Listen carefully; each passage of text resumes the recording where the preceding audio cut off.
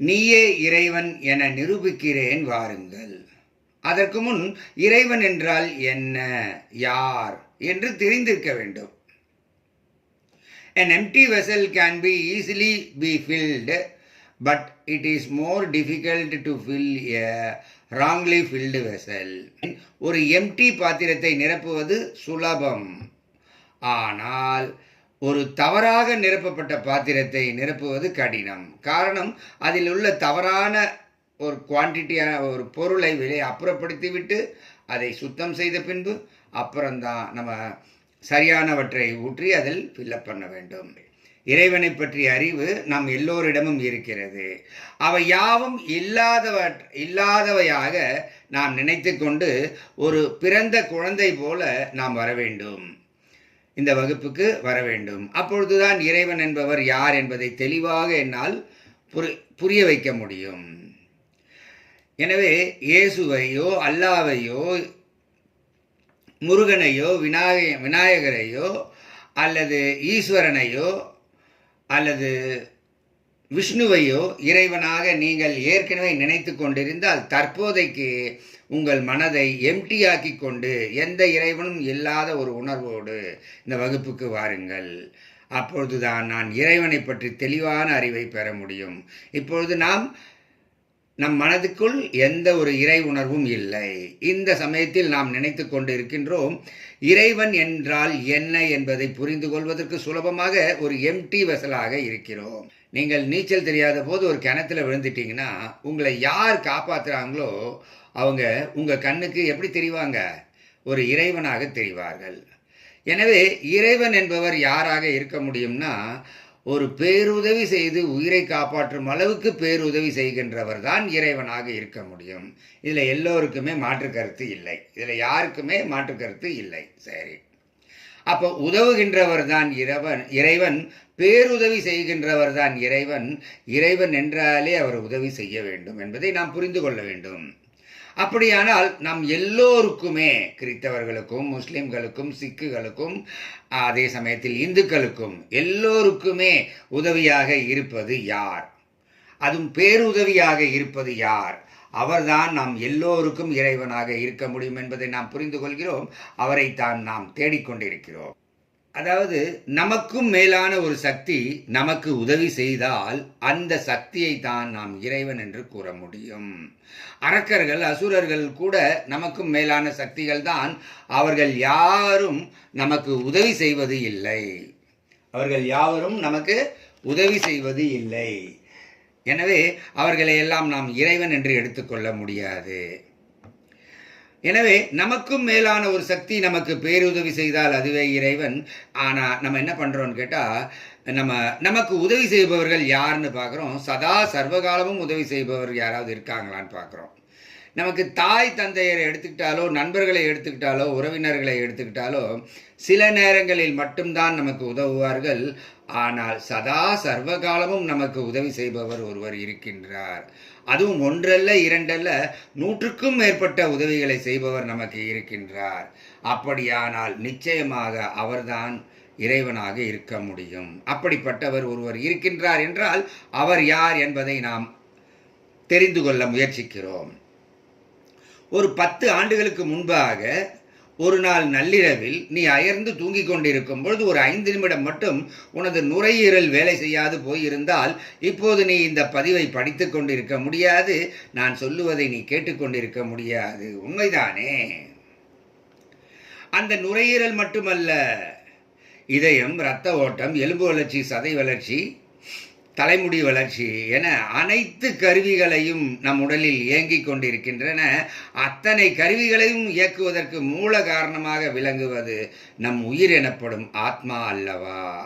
அப்படியானால் உயிர் என்றால் என்ன என்பதை பார்த்துக் கொள்வோம். எது நம் உடலில் இருந்தால் நம் உடலில் உள்ள அனைத்து பாகங்களும் இயங்குமோ, அதே சமயத்தில் எது நம் உடலில் இல்லாமல் போனால் அனைத்து பாகங்களும் செயலிழந்து விடுமோ, அதுவே உயிர் எனப்படும் ஆத்மாவாகும். அப்படியானால் நிச்சயமாக அந்த உயிர்தான் இறைவன் என்பதை நாம் புரிந்து கொள்ள வேண்டும். நீங்கள் இயேசுவிடமோ அல்லது விஷ்ணுவிடமோ அல்லது அல்லாவிடமோ எந்த கடவுளிடம் வேண்டிக் கொண்டாலும் 10 வேண்டுதல்களை முன்னிறுத்தினால் அவர் 3 அல்லது 4 வேண்டுதல்களை தான் நிறைவேற்ற முடியும். ஆக 6 அல்லது 7 வேண்டுதல்கள் நிறைவேறாமலே போகின்றன. ஆனால் இந்த உயிர் எனப்படும் சக்தியானது உடலுக்குள் இருந்து கொண்டு அத்தனை இயக்கங்களையும் சரியாக இயக்கிக் கொண்டே இருக்கின்றது. நாம் ஒரு அலுவலகத்தில் வேலை செய்தாலும் கூட ஒரு வாரம் வேலை செய்து விட்டால் ஒரு நாள் லீவு கொடுக்கணும்னு கேட்டுக்கிறோம்.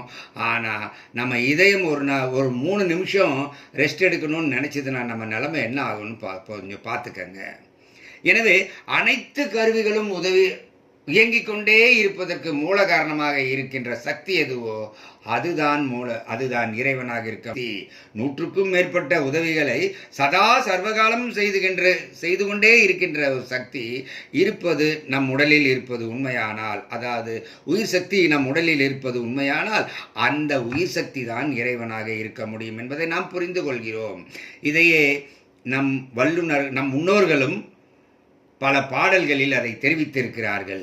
தன்னை அறிய தனக்கு ஒரு கேடில்லை, தன்னை அறியாமல் தானே கெடுகின்றான் என்று தொடங்குகின்ற பாடலில் தன்னை அறியாமல் கெட்டு போகின்றவர்கள் என்று குறிப்பிடுவது வரிகளிலிருந்தும் ஓடி ஓடி ஓடி ஓடி உட்கலந்த ஜோதியை என தொடங்கும் பாடலில் கோடானு கோடி மக்கள் தன்னுள் இருக்கும் இறைவனை உணராமல் வீணாக மாண்டு போகிறார்கள் எனவும், உள்ளம் பெருங்கோயில் ஊனுடம்பு ஆலயம் என்று தொடங்கும் பாடலில் ஜீவனே சிவலிங்கம் என்றும். எனவே இறைவன் நமக்குள்ளேயே இருக்கின்றார். நாம் அதை தெரிந்து கொள்ளாமல் கோவில்களிலும் குளங்களிலும் மலைகளிலும் தேடி தேடி தேடி இறைவனை காணாமல் இறந்தவர்கள்தான், மாண்டு போனவர்கள்தான் எண்ணற்ற கோடி மாந்தவர்கள். ஒன்றல்ல ரெண்டல்ல, எண்ணற்ற கோடி மாந்தர்கள் இறந்து போய்விட்டார்கள். எனவே நாமாவது நம் உடலுக்குள்ளே இருக்கும் நம் இறைவனை நாம் உணர வேண்டும். உயிர் என்கிற ஆத்மா என்கிற அந்த சக்தியை இறைவன் என உணர்ந்து கொண்டு அந்த இறைவனே நானாக இருக்கிறேன் என்று ஆத்ம ஞானம் கூறுகிறதல்லவா, அந்த ஞானத்தையும் மனதில் நிலைநிறுத்தி நாம் வெற்றி காண வேண்டும். எந்த இறைவனுக்கு அழிவே இல்லையோ அந்த இறைவனை பற்றி கொள்ளும் நமக்கும் அதுவரை அழிவு இல்லை.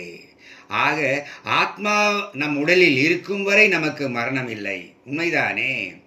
ஆத்மா அல்லது உயிர் நம் உடலில் இருக்கும் வரை நம் உடலுக்கு அழிவில்லை, உடலுக்கு மரணம் இல்லை. இறைவனுக்கு அழிவில்லை என்பது போல ஆன்மாவுக்கும் அழிவில்லை என்பதால் ஆன்மாவை இறைவன் என்றும் கூறலாம். ஆன்மாவே இறைவன் என்பதால் ஆன்மாவுக்கும் அழிவில்லை. ஆன்மா என்கிற இறைவனோடு இவ்வுடல் இருப்பதால் இவ்வுடலுக்கும் அதுவரை அழிவில்லை. உடல் ஆரோக்கியமே மனிதருக்கு மிக முக்கியம் என விஞ்ஞானமும் மருத்துவமும் கூறினாலும் இந்த உடல் ஒரு காலத்தில் அழியக்கூடிய தற்காலிகமான வஸ்து என்றும் அது அனித்தியம் என்றும் இதிகாசங்கள் கூறுகின்றன. உனதுடலை கெட்டுப்போகாமலும் சீராக இயக்கியும் சீரான வளர்ச்சியை கொண்டிருப்பதும் உன் உடலில் இருக்கின்ற உயிராகும். எவரெல்லாம் நம் உடலை எந்த அளவுக்கு போற்றி புகழ்ந்து நாம் மெச்சி அதை பாராட்டி கொண்டு இருக்கின்றோமோ அதை காட்டிலும் நமக்குள்ள இருக்கின்ற மிகப்பெரிய சக்தியான ஆத்மாவை உணர வேண்டும். இந்த உயிர் எனப்படும் ஆத்மாவுக்கு மேன்மையான அபாரமான நற்குணங்களும் இருப்பதால் அந்த உயிரை ஆத்மா அல்லது ஆன்மா என்று சாஸ்திரங்கள் கூறுகின்றன. இறுதியாக அந்த உயிர் எனப்படும் ஆத்மாவே நான் என்று கீதை கூறுகின்றது. மண்ணின் மீது மனிதனுக்கு ஆசை, மனிதன் மீது மண்ணுக்கு ஆசை. மண்ணின் மீது மனிதனுக்கு ஆசை, மனிதன் மீது மண்ணுக்கு ஆசை. மண்ணை சொந்தமாக்கிக் கொள்ள துடிக்கும் மனிதனைப் போல, மண்ணை சொந்தமாக்கிக் கொள்ள துடிக்கும் மனிதனைப் போல மனிதனை சொந்தமாக்கிக் கொள்ள மண்ணும் துடித்து கொண்டிருக்கின்றது. கடைசியில் மண் தான் ஜெயிக்கின்றது என்று சொன்னால் உனக்கு விசிலடிக்க தோன்றுமே தவிர அதில் உள்ள பொருளை புரிந்து கொள்ளவோ அதில் உள்ள மேன்மையான ஆத்ம ஞானத்தை மனதில் நிலைநிறுத்தவோ நீ தவறிவிடுகின்றாய். உன் மரணம் வரை நீ உலகத்தை ருசிப்பது போல ஐம்பூதங்களும் உன் உடலை ருசிப்பதற்கு உன் மரண நேரத்திற்காக காத்து கொண்டிருக்கின்றன. உன் ஆன்மா என்கிற இறைவன் உன் உடலை விட்டு வெளியேறியவுடன் நிலம் நீர் தீ காற்று ஆகாயம் என ஐம்பூதங்களும் உன் உடலை தன்னுள் உள்வாங்கி தனக்குள் மறைத்து கொள்ள காத்து கொண்டிருக்கின்றன. மானிடராய் பிறப்பதரிது என்று உனக்கு தெரிந்திருக்கலாம். மீண்டும் கூறுகின்றேன், மானிடராய் பிறப்பதரிது என்று உனக்கு தெரிந்திருக்கலாம். ஆனால் அது எத்தகைய அரிதானது என்பதை நீ உணர வேண்டும் அல்லவா? ஒரு பொருளின் அழகும் அதை ரசிப்பவனும் என இரண்டுமே இருந்தால்தான் ரசிக்கின்ற நிகழ்வு அங்கே நடைபெறும். அப்படியானால் அந்த அழகான இவ்வுலகத்து பொருட்களுக்கு நிகரான முக்கியத்துவம் உனது இருப்புக்கும் உண்டு. அதை போலவே இவ்வுலகத்தின் பெருமைகளுக்கும் அதிசயங்களுக்கும் ஆச்சரியங்களுக்கும் சற்றும் குறைந்ததல்ல உனது இருப்பு. சூரியனே இல்லாது போயிருந்தால் உலகத்தின் அழகு வெளிப்பட்டு இருக்காது. அதை போலவே உனது கண்கள் இல்லாத போதும் இந்த உலகத்தின் அழகு வெளிப்பட்டிருக்காது. இவ்வகையில் பார்த்தால் உன் கண்களும் சூரியனுக்கு நிகரானது. இதை உணர்ந்துதான் ஒவ்வொரு மானிட பிறப்பையும் அரிதென ஔவையார் பாடியுள்ளார். இவ்வுலகில் உள்ள அனைத்து ஜீவன்களையும் நீ இம்சை செய்யாமல் அவற்றை சுதந்திரமாக வாழ நீ அனுமதித்தால்தான் நிலம் நீர் தீ காற்று ஆகாயம் போன்ற ஐம்பூதங்கள் ஆரோக்கியமாக அதிக நாட்கள் வாழ வைக்கும். அதாவது ஐம்பூதங்களும் உனக்கு துன்பத்தை தராமல் இன்பத்தை தர வேண்டுமென்றால் நீ அதே கருணையோடு பிற ஜீவன்களிடத்தில் துன்பத்தை தராமல் இன்பத்தையே தர வேண்டும். மட்டுமில்லாமல் அகிம்சையோடு வாழ்பவனுக்கு தான் ஆத்ம ஞானம் கிடைக்கும். அவனே மரணத்தை வெல்வான். அதுவே சமாதி எனப்படுகிறது. நினைவில் கொள்ளுங்கள், எளியோரை கொடுமைப்படுத்தி வாழ்கின்ற வல்லமை பொருந்தியோர் ஆத்ம ஞானத்தை நிச்சயம் பெற முடியாது. அவர்கள் மீண்டும் மீண்டும் மரணத்தால் தண்டிக்கப்படுவதற்கு மீண்டும் மீண்டும் பிறப்பெடுப்பார்கள். நீ உயிரோடு இருக்கும் வரை முடிந்தவரை பிறருக்கு உதவிவிடு.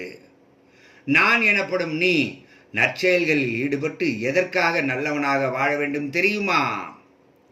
அப்பொழுதுதான் உன் மரணத்தின் போது கூட உன்னை பிரிந்து செல்லக்கூடிய விடயத்தை குறித்து உன் உலகத்தார் தான் வருந்த வேண்டுமே தவிர நிச்சயமாக நீ அல்ல. உன்னை இழக்கும் அவர்களுக்குத்தான் உனது இழப்பு உண்மையாக இழப்பாக இருக்க வேண்டும். எப்போது என்றே தெரியாத உன் மரணமானது எப்போதும் உன்னை நெருங்கிவிடலாம். மீண்டும் கூறுகின்றேன், எப்போது என்று தெரியாத உனது மரணமானது எப்போது வேண்டுமானாலும் உன்னை நெருங்கிவிடலாம். விழிப்புடன் இரு மானிடா. அதுவரை உள்ள உன்னுடைய காலத்திற்கு விலை மதிப்பே இல்லை. தயவு செய்து காலத்தை வீணாக்காதே, அரிதான பிறவியையும் வீணாக்காதே.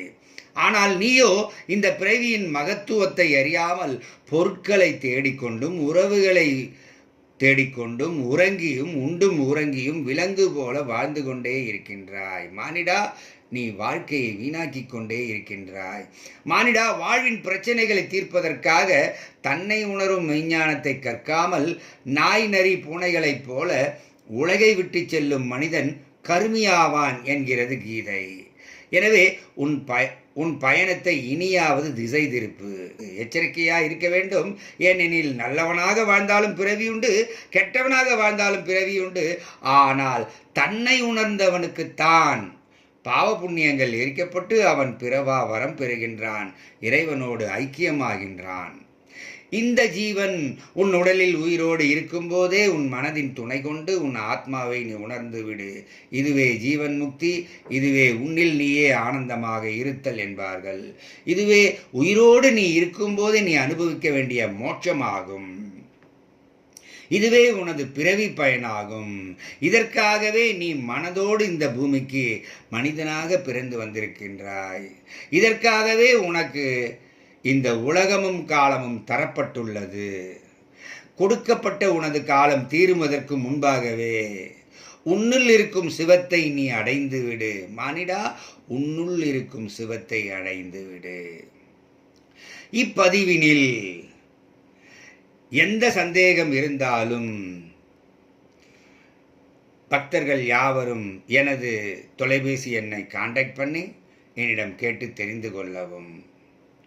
உங்களுக்கு விடை கூறுவதற்காகவே நான் காத்து கொண்டிருக்கிறேன். நன்றி, வணக்கம்.